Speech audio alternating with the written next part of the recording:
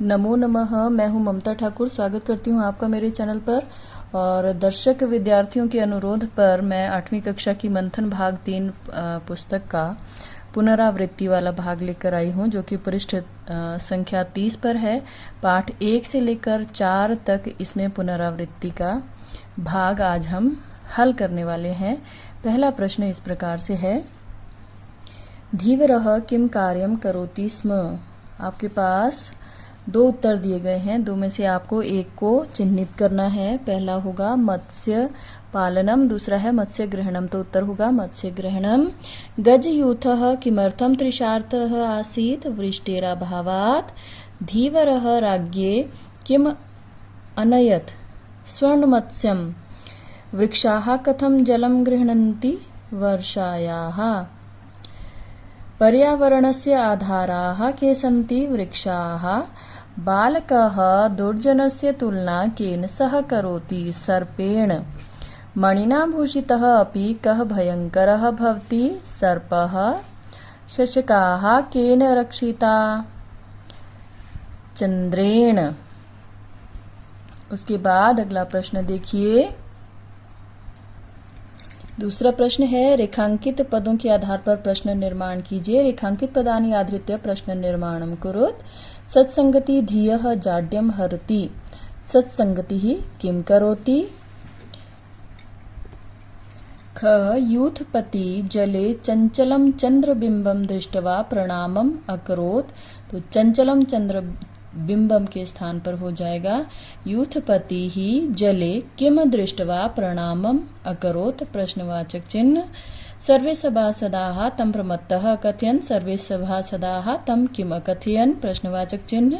राजा धीवराय पुष्कलं स्वर्णमयं पारितोषिकम् अर्पयत्। राजा धीवराय किम अर्पयत्।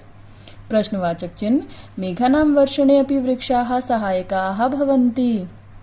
केषां वर्षणे अपि वृक्षाः सहायकाः भवन्ति। वृक्षाः संतप्तेभ्यः जनेभ्यः धैर्यस्य शिक्षां यच्छन्ति।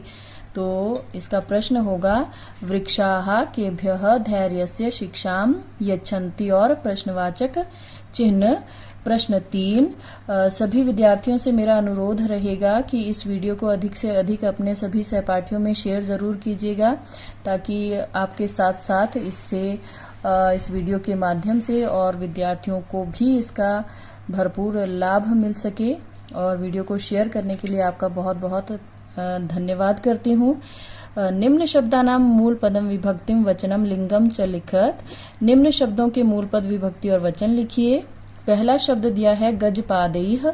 अब इसमें गज और पादम ये 2 अलग अलग शब्द दिए गए हैं, जिनको समासोक्त अर्थात जोड़ कर लिखा गया है। तो गज अलग शब्द है और पादः अलग शब्द है। यह तृतीया विभक्ति बहुवचन का रूप है और पुल्लिंग शब्द है। सैनिकान सैनिकः शब्द है, द्वितीया विभक्ति बहुवचन पुल्लिंग शब्द। और बुद्धेः बुद्धि अर्थात मति, मति को भी कहा जाता है बुद्धि। तो बुद्धि मूल शब्द है यहाँ पर। षष्ठी विभक्ति एकवचन और ये होगा स्त्रीलिंग। रंध्रेभ्यः रंध्र मूल शब्द है, पंचमी विभक्ति बहुवचन और पुल्लिंग शब्द है। पुल्लिंग भी हो सकता है और ये नपुंसकलिंग भी हो सकता है। उसके बाद दारू भी ही, दारू शब्द, दारू कहा जाता है लकड़ी को, और क्योंकि ये तृतीया विभक्ति बहुवचन का रूप है तो दारू भी अर्थात लकड़ियों से, और ये होगा पुल्लिंग शब्द। मक्षिकायाः मक्षिका षष्ठी विभक्ति एकवचन और ये होता है स्त्रीलिंग शब्द। उसके बाद वाची, ये वाची जो शब्द है ये प्रतियोगी परीक्षाओं में भी बहुत ज्यादा पूछा जाता है कि ये कौन सी विभक्ति का कौन सा वचन है, या फिर इसका मूल शब्द आपसे पूछ लिया जाता है। तो ये होता है वाच शब्द, और वाच है इसके अंत में च है, इसलिए इसको चकारांत स्त्रीलिंग शब्द कहा जाता है और ये है सप्तमी एक वचन का रूप। उसके बाद दिक्षु, दिक्षु जो है दिश धातु से बना है, सप्तमी विभक्ति बहुवचन, और ये है शकारांत स्त्रीलिंग शब्द। चलिए आगे बढ़ते हैं प्रश्न 4 की ओर। प्रश्न 4 में दिया गया है निर्देशानुसारम अधोलिखितानि वाक्यानि परिवर्तयत। जैसा आपको निर्देश दिया गया है उसके अनुसार आपको वाक्यों को परिवर्तित करना है। क है शशकाः गजपादैः चूर्णिताः। अब इसको एक वचन में बदलना है, तो शशकः, शशकाः का एक वचन होगा शशकः, गजपादैः का एक वचन होगा गजपादेन, चूर्णिताः का चूर्णितः, शशकः गजपादेन चूर्णितः। इसका ख भाग देखिए, अहम शिखरम आरुह्य संवादयामि। अहम का बहुवचन रूप हो जाता है आवाम। आवाम यानी कि हम, आवाम नहीं, माफ कीजिए, ठीक है, हाँ जी ठीक है, इसको द्विवचन में बदलना है। मुझे लगा ये बहुवचन में बदलना है, इसे यहाँ पर दिया गया है कि द्विवचन में बदलना है, तो अहम का हो जाएगा आवाम। अब शिखरम जो शब्द है, अगर इस वाक्य के अर्थ को जाने हम, तो ये होता है अहम शिखरम आरूह्य संवादयामि, अर्थात मैं शिखर पर चढ़कर बोलूंगा या बात करूंगा। तो अहम की जगह जब हम इसको द्विवचन में बदलेंगे तो आवाम, अगर दोनों, आवाम मतलब हम दोनों किसी एक ही शिखर पर चढ़कर बात करेंगे तो आवाम शिखरम आरूह्य आएगा। और अगर हम शिखर का इसको भी हम द्विवचन में बदलें तो शिखरे हो जाएगा। इस बात का आप ध्यान रखिएगा। अगर आप केवल इसको द्विवचन में बदलते हो तो शिखरम ही रहेगा, आवाम शिखरम आरूह्य संवादयावह। और अगर आप शिखरम को भी द्विवचन में बदलते हो तो शिखरे हो जाएगा, आवाम शिखरे आरूह्य संवादयामः। तो इसका अर्थ फिर अगर आप शिखरे करते हो तो हम दोनों शिखरे मतलब दो अलग अलग शिखरों पर चढ़कर बातचीत करेंगे। मतलब दो जो कोई भी दो हैं वो अलग अलग शिखर पर चढ़कर, क्योंकि यहाँ पर मैंने शिखर का भी द्विवचन किया है। और अगर आप शिखरम लिखते हो इसका मतलब दोनों ही एक किसी शिखर पर चढ़कर बातचीत करेंगे। इसके अंतर को स्पष्ट रूप से समझ लीजिएगा। आप शिखरम भी लिख सकते हो और शिखरे भी लिख सकते हो, लेकिन दोनों के अर्थ जो है अलग अलग समझे जाएंगे। धीवरः अनुनयम विनयम अकरोत्, इसे बदलना है बहुवचन में, तो धीवराः अनुनयम विनयम अकुर्वन्।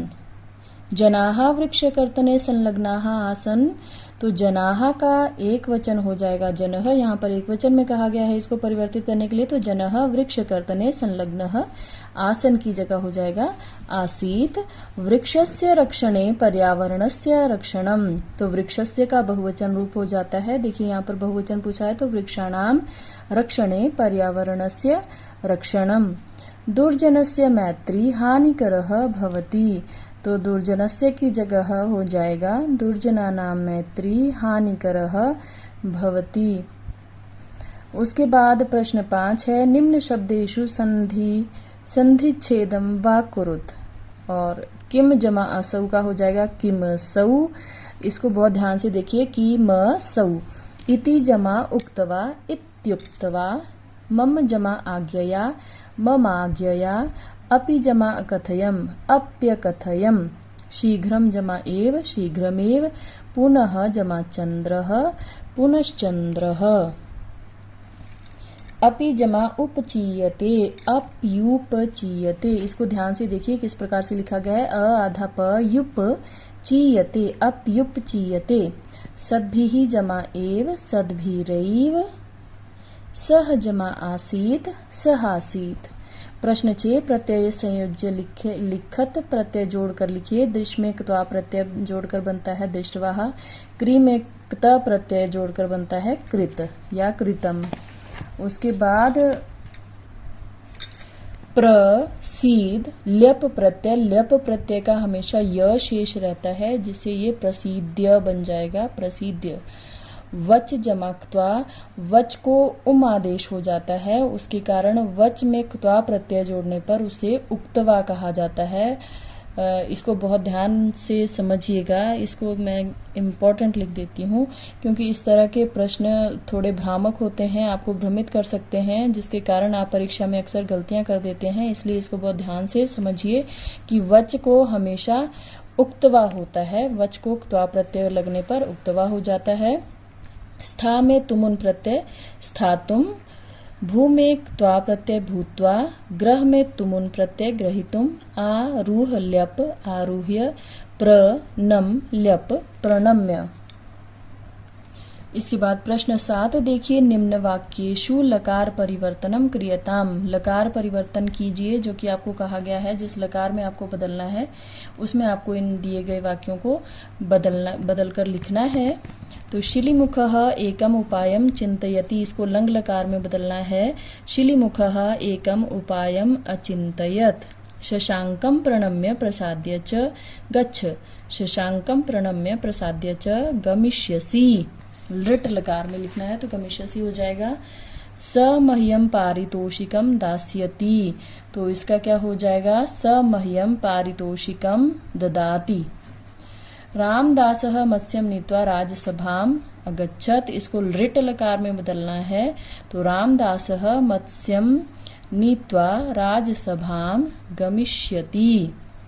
वृक्षाः मेघानां निर्माणे सहायकाः भविष्यन्ति, ये लृट लकार में दिया गया है, इसको बदलना है लट लकार में। तो वृक्षाः मेघानां निर्माणे सहायकाः भवन्ति। त्वं वृक्षाणां कर्तनं न करोषि, त्वं वृक्षाणां कर्तनं न कुरु, ये लोट लकार में बदला गया है इसलिए करोषि के स्थान पर हो जाएगा कुरु। खलस्य मैत्री दुखदायी भवति, खलस्य मैत्री दुखदायी भवति, यहाँ पर भविष्यति दिया गया है, आपको लट लकार में बदलना है तो दुखदायी भवति हो जाएगा। दुष्टम मित्रम सर्वदा त्यजेत, इसको आपको लिखना है लोट लकार में तो क्या हो जाएगा, दुष्टम मित्रम सर्वदा त्यजतु। प्रश्न 8 देखिए, संस्कृत भाषा में अनुवाद कीजिए। बुरा मित्र विष भरे घड़े के समान है, दुष्ट मित्रम विष कुंभम इव भवति। दुष्ट की मैत्री आरंभ में बढ़ती है, दुष्टस्य मैत्री आरंभे गुरुवी भवति। दुष्ट की जगह आप खल भी लिख सकते हो, खल भी कहा जाता है खलस्य, तो दुष्टस्य की स्थान पर आप लिख सकते हो खलस्य। दुष्ट भी लिख सकते हो, खल भी लिख सकते हो। खलस्य मैत्री आरंभे गुरुवी भवति, उसी तरह से यहाँ पर दुष्ट मित्रम की जगह खल भी आ जाएगा। तो मछुआरा नदी से मछलियां पकड़ता था, धीवरः नद्याः मत्स्याः गृह्णाति स्म। राजा ने उसे कारागार में डाल दिया, राजनी तम कारागारे अक्षिपत। यहाँ पर राजनी में राजन शब्द का सप्तमी विभक्ति का एक वचन लगाया गया है, तो राजा ने, राजनी बनता है सप्तमी विभक्ति, एक वचन किसका, राजन शब्द का, राजन शब्द होगा, ये मूल शब्द है राजन। उसके बाद ङ, हाथियों का झुंड प्यास से व्याकुल था, गज यूथः पिपासय व्याकुलः आसीत। भूमि पर गिरे पत्ते मिट्टी बहने से रोकते हैं, भूमौ पतितानि पत्राणि मृदाम वहनात् अवरुन्धन्ति। उसके बाद 6, वृक्ष हमारी सब कामनाओं की पूर्ति करते हैं, वृक्षाः अस्माकं सर्वेषां कामानां पूर्तिं कुर्वन्ति। या कामानां के स्थान पर आप इसका कोई भी पर्यायवाची यहाँ पर लिख सकते हैं, इच्छाओं के लिए जो भी आपके पास इसका पर्यायवाची आपको सरल लगता हो, ठीक है। विपत्ति में बुद्धि ही सफलता दिलाती है, विपदी यहाँ पर विपद शब्द में सप्तमी विभक्ति एक वचन का प्रयोग किया गया है। विपदी बुद्धिरेव सफलताम प्रदाति या ददाति, दिलाती है तो ददाति भी लिख सकते हो, प्रदाति मतलब प्रदान करती है।